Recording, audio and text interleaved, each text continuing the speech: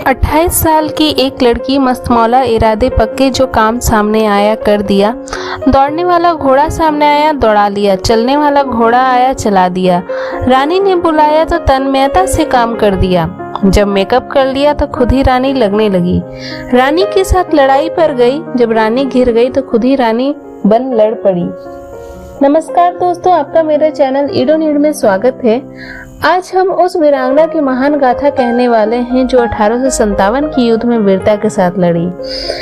आपको अगर पसंद आए तो प्लीज लाइक जरूर करिएगा और साथ ही सब्सक्राइब कर बेल आइकन बटन पर क्लिक करें ताकि इस तरह के अपने गौरवशाली इतिहास के बारे में जान सकें। चलिए स्टार्ट करते हैं।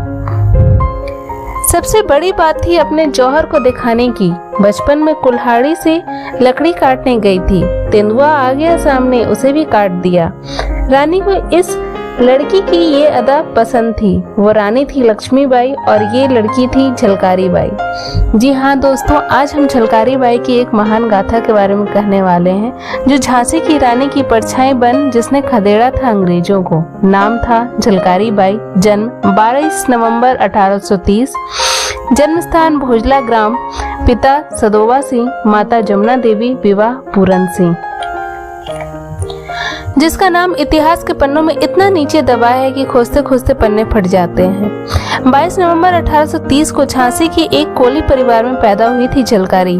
पिता सैनिक थे तो पैदाइशी से ही हथियारों के साथ उठना बैठना रहा। पढ़ाई लिखाई नहीं हुई, पर उस वक्त पढ़ता ही कौन था। तो झलकारी के गांव में एक दफे डाकुओं ने हमला कर दिया। कहने वाले यह भी कहते हैं जितनी तेजी से हमला किया उतनी तेजी से लौट भी गए, क्योंकि झलकारी के साथ मिलकर गांव वालों ने बड़ा इंतजाम कर रखा था। फिर झलकारी की शादी भी हो गई एक सैनिक के साथ। एक बार पूजा के अवसर पर झलकारी रानी लक्ष्मी बाई को बधाई देने गई तो रानी अबाक रह गई। झलकारी की शक्ल रानी से मिलती थी। फिर उस दिन से शुरू हो गया दोस्ती का सिलसिला।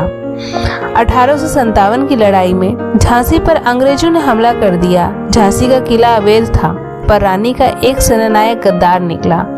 नतीजतन अंग्रेज किले तक पहुंचने में कामयाब रहे। झलकारी बाई झांसी के दुर्गा दल की महिला दस्ते की सदस्य थी। उनके पति झांसी की सेना में सैनिक थे। खुद झलकारी तीरंदाजी और तलवारबाजी में प्रशिक्षित थी।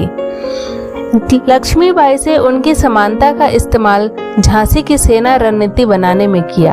अंग्रेजों को धोखा देने के लिए झलकारी बाई ने अपनी रानी की तरह पोशाक पहन और झांसी की सेनापति बन गई। जब रानी घिर गई तो झलकारी ने कहा कि आप जाइए, मैं आपकी जगह लड़ती हूँ। रानी निकल गई और झलकारी उनकी वेश में लड़ती रही। जनरल रोज ने पकड़ लिया झलकारी को। उन्हें लगा कि रानी पकड़ ली गई। उनकी बात सुन झलकारी हंसने लगी। रोज ने कहा कि ये लड़की पागल है, पर ऐसे पागल लोग हो जाएं तो हिंदुस्तान में हमारा रहना मुश्किल हो जाएगा। मैथिली सरन ने एक बहुत अच्छी लाइन लिखी झलकारी के बारे में। जाकर रन में ललकारी थी वह तो झांसी की झलकारी थी।